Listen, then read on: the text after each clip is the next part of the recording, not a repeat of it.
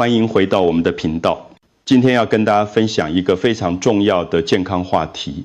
如果你每天晚上躺下来，就感觉心跳得很快，头胀胀的，很难入睡，早上起来头又重又昏沉，千万不要轻忽这些症状在台湾。每年有超过5万人因胃中风和心血管疾病住院，这不是小事。这是我们每个人都要认真面对的健康危机。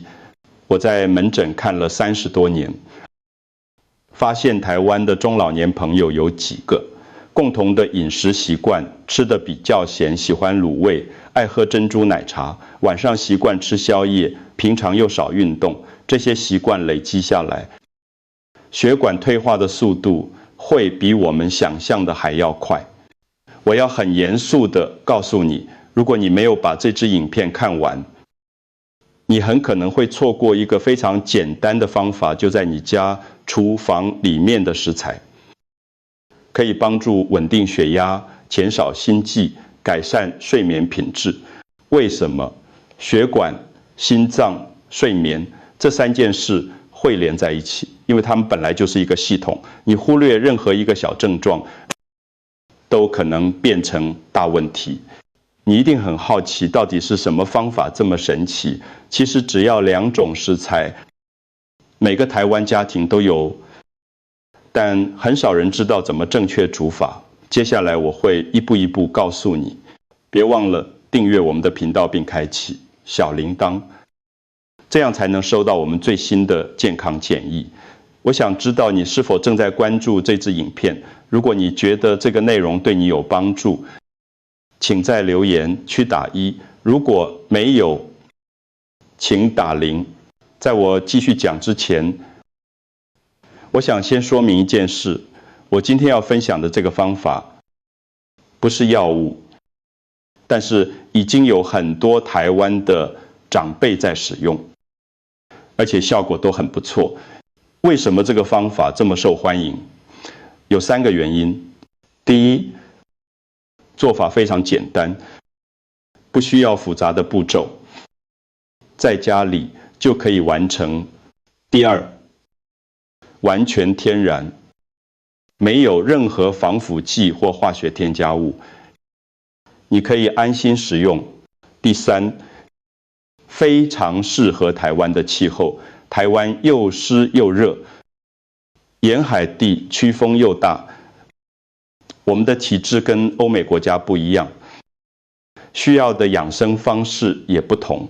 如果你现在正在照顾爸妈、阿公阿妈，你更需要知道这个方法，因为长辈的健康就是我们的责任，对不对？但是你可能会想，为什么是苹果和红枣？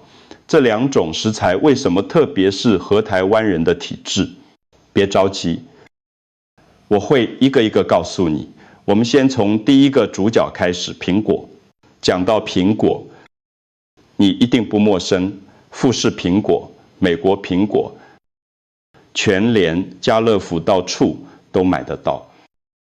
每个家庭冰箱里面都有，但是你知道吗？苹果对我们的血管有非常大的帮助。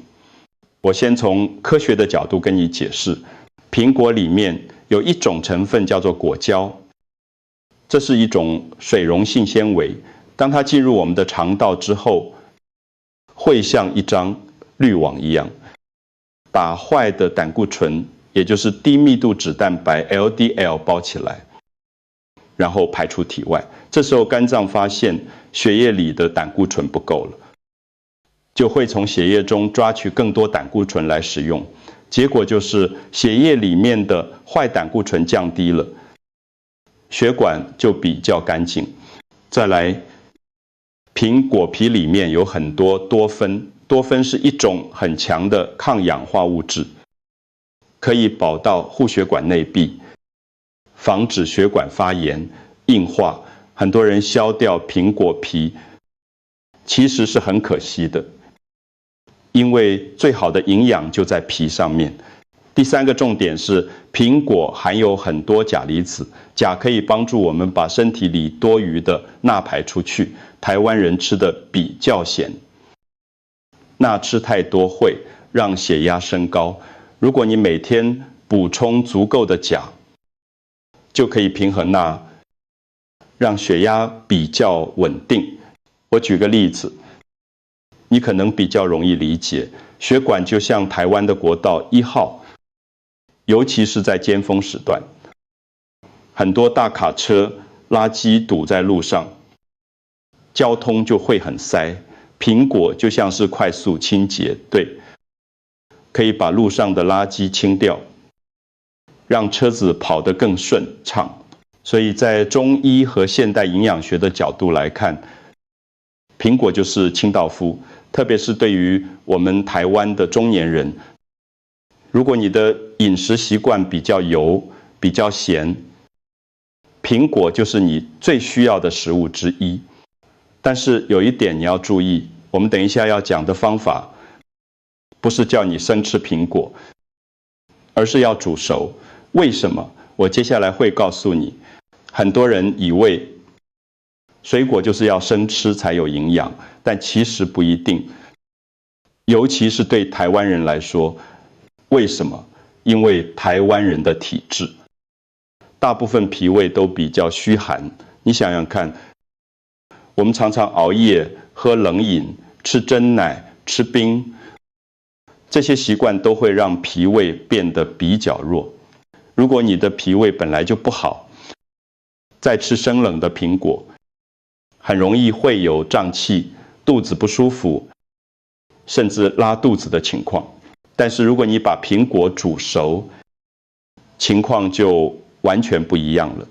首先，煮熟的苹果果胶会变得更软、更温和，不会刺激肠胃，而且孩子能帮助肠道蠕动。这是什么意思？就是说，如果你便秘，它可以帮你排便；如果你容易拉肚子，它可以吸收水分，让大便成型。这就是双向调节的功能。从中医的角度来看，苹果本来就有健脾和胃、润肠安神的效果，煮熟之后，这些功效会更明显。在台湾，秋冬的时候天气变化很大，早晚温差大，如果吃太多生冷的东西，身体很容易不舒服。煮熟的苹果就可以避免这个问题。所以你看，煮苹果不是随便乱煮，而是结合了现代营养学和传统养生智慧的方法。接下来我要介绍第二个主角，红枣。这也是一个在台湾非常常见，但是很多人不知道怎么正确使用的食材。如果你去台湾的传统市场走一圈，你一定会看到很多阿公阿妈在买红枣，他们会买回家煮粥、煮汤，或者泡茶喝。红枣在台湾的养生文化里面，已经有几百年的历史了。那红枣到底有什么好处？第一个，也是最重要的，红枣可以补气血。什么是气血？简单来说，就是你身体的能量和营养。如果你的气血不足，你就会觉得很累、很虚，心脏跳得不规律。红枣可以帮助心脏强心跳、稳心跳。第二个，红枣有安神的效果。很多长辈晚上睡不好，常常半夜2、3点就醒来，然后就再也睡不着了。这种情况在台湾非常普遍。红枣里面有一些天然的成分，可以帮助你放松、安定情绪，让你比较容易入睡。第三个，红枣可以帮助脾胃消化吸收。我们刚才说过，台湾人的脾胃比较弱，如果脾胃不好，你吃再多营养的东西也没有用，因为身体吸收不了。红枣可以改善这个问题，让你的脾胃功能变好，吸收能力也会提升。从现代科学的角度来看，红枣里面有很多类黄酮 flavonoid， 这个总成分可以放松神经系统，让你比较不会紧张、焦虑。另外，红枣也含有很多钾，跟苹果一样，可以保护心脏、稳定心跳。所以你看，红枣的角色是补，苹果是清理血管，而红枣是补充能量。一个负责清，一个负责补。这就是为什么我们要把它们放在一起煮的原因。很多人只知道红枣很好，但是不知道怎么用，什么时候用。如果单独吃红枣，可能会觉得太补、太热，但是如果跟苹果一起煮，就会变得非常平衡。接下来我要告诉你，为什么这两个食材放在一起会产生1+1=2的效果。如果你住在台湾，你一定开过国道，想象一下，你刚把国道上的垃圾清干净，让路变得很顺畅，但是光清干净还不够，你的车子还需要加满油，才能跑得又稳又快，对不对？苹果跟红枣的组合就是这个道理。苹果负责清血管、清血脂、清垃圾；红枣负责补气血、补心脏、补脾胃。当你把这两个放在一起，就会产生非常好的协同效果。首先，血管干净了，心脏打血就会比较轻松，不用那么用力，心脏不用那么累，你自然就不会心悸、心慌。第二，当你的气血充足，心脏有足够的能量，你晚上睡觉的时候就会睡得很深、很安稳。很多人失眠，其实不是因为压力大，而是因为心脏没有足够的气血支撑。第三，脾胃健康了，你吃进去的营养才能被身体吸收，身体营养充足，整个人的状态就会变好。从中医的角度来看，这两个食材还有一个很重要的特性，平衡寒热。苹果性质偏凉，红枣性质偏温。当你把它们放在一起煮，就会变成温润平和的性质，适合大部分人的体质，不会太热，也不会太寒。这就是为什么这个方法在台湾这么受欢迎，因为它不只是有效，而且非常安全，适合长期使用。接下来我要讲一个真实的案例，让你更清楚这个方法的效果。我有一位病人，姓李，大家都叫她李阿妈，她今年68岁，住在高雄。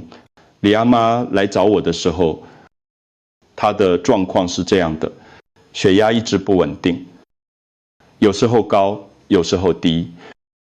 他自己也搞不清楚什么时候会发作，他爬个楼梯就会喘，心脏跳得很快，感觉好像随时会喘不过气来，晚上很难入睡，就算睡着了，也常常半夜3点就醒来，然后就再也睡不着了。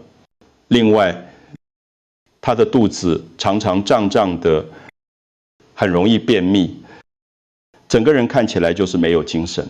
我帮他做了检查，发现他的血压确实偏高，而且心脏功能也有一点退化。我建议他要好好监测血压，饮食要清淡一点，多运动，然后按时吃药。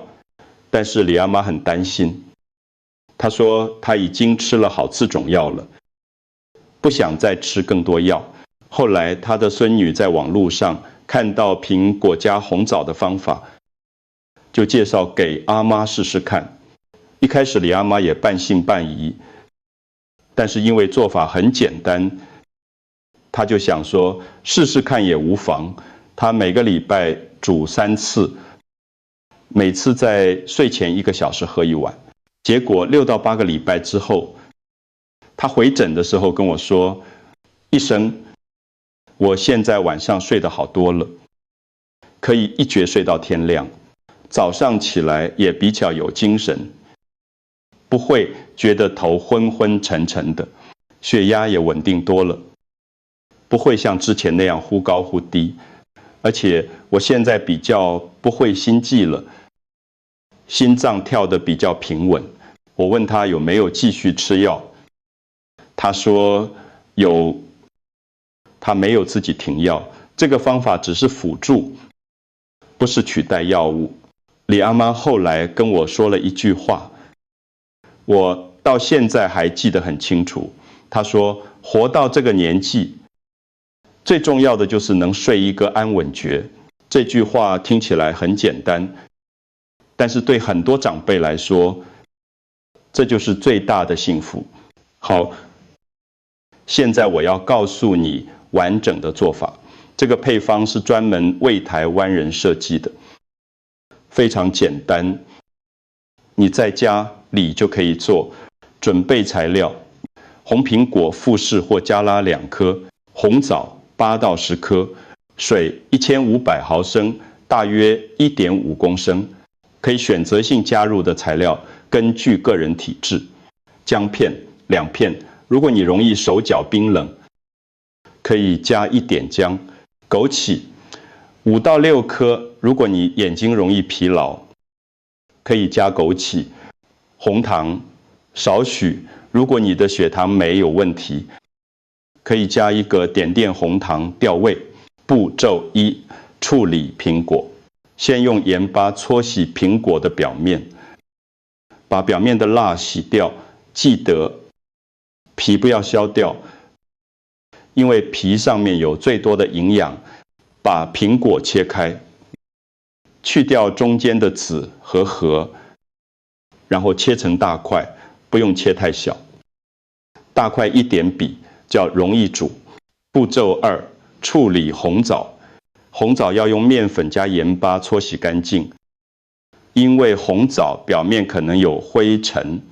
洗干净之后，用刀子在红枣上面划几刀，这样红枣里面的营养才容易释放出来。步骤3：开始煮。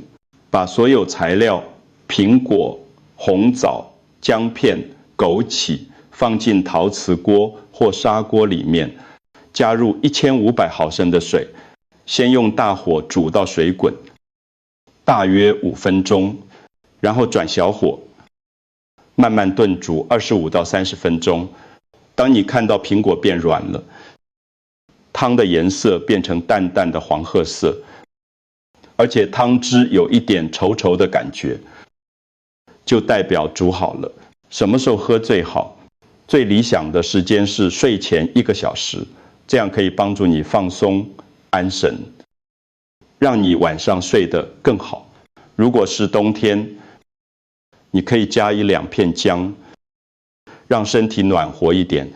如果是夏天，你可以喝温的，但是千万不要放冰箱冰起来喝，因为冰的对脾胃不好。可以每天喝吗？建议1个礼拜喝3到4次就可以了，不用每天喝，适量最重要。虽然这个方法很安全，但是如果你本身有一些慢性疾病，或者正在吃药，还是有一些事情要特别注意。如果你有糖尿病，红枣的糖分比较高，所以你要减少红枣的量，大概放3到4颗就好，不要加红糖，因为会让血糖升高。煮好之后，你可以先测一下血糖，确保不会影响你的血糖控制。如果你有肾脏病，苹果和红枣都含有比较多的钾离子，如果你的肾功能不好，钾排不出去，可能会累积在身体里面，造成高血钾。所以你一定要先问过你的医生，确认可以喝才喝。如果你有高血压，正在吃降血压的药，这个汤可以喝，但是要跟你的药物间隔1到2个小时，避免交互作用，不要因为喝了这个汤就自己停药。这是辅助的方法，不是药物的替代品。最重要的提醒，这个方法是食疗，是辅助保养用的，不是药物，不能取代正规的医疗。如果你喝了之后有任何不舒服的症状，比如肚子痛、拉肚子、过敏，请立刻停止，然后去问医生。我们快要讲完了，但是在结束之前，我想再强调一次，为什么这个配方特别适合台湾人。第一，台湾的气候又湿又热，很多人的脾胃偏寒湿，煮熟的苹果加上温性的红枣，可以中和寒湿，非常适合我们的体质。第二，台湾人的饮食习惯比较咸，那摄取量偏高，苹果和红枣都含有丰富的钾，可以帮助我们平衡体内的钠和钾，让血压比较稳定，这对我们来说非常重要。第三，台湾的长辈普遍睡眠品质不好，红枣有安神的效果，可以帮助放松神经，改善睡眠，这正是我们最需要的。这个配方特别适合3种人。第一种，常常心悸、心慌的人；第二种，血压经常不稳定、忽高忽低的人；第三种，失眠很多年、晚上睡不好的人。如果你或你的家人有这些情况，我真的建议你尽试看这个方法，不用花很多钱，材料也很容易买到，而且做法很简单。好，我们今天的分享就到这里。我们讲了很多，但其实重点就是这一句话：苹果清血管，红枣补气血，一清一补，同时进行。我希望你可以想象这样一个画面：外面下着毛毛雨，全家人围坐在木桌旁边，桌上有一锅热腾腾的苹果红枣汤，你倒了1碗给爸爸，1碗给妈妈，大家一起喝，温暖从嘴巴一路传到心里。这就是我们台湾人的生活，简单、温暖，充满爱。如果你觉得今天这个方法简单又实用，请你一定要分享给你的家人、朋友。有时候1碗温暖的汤就可以改变爸爸妈妈的睡眠品质，让他们的晚年生活更舒适、更健康。记得订阅我们的频道，这样我才能继续跟你分享更多真实有用的养生方法。谢谢你今天的收看，我们下次见。祝你和你的家人都健康平安，再见。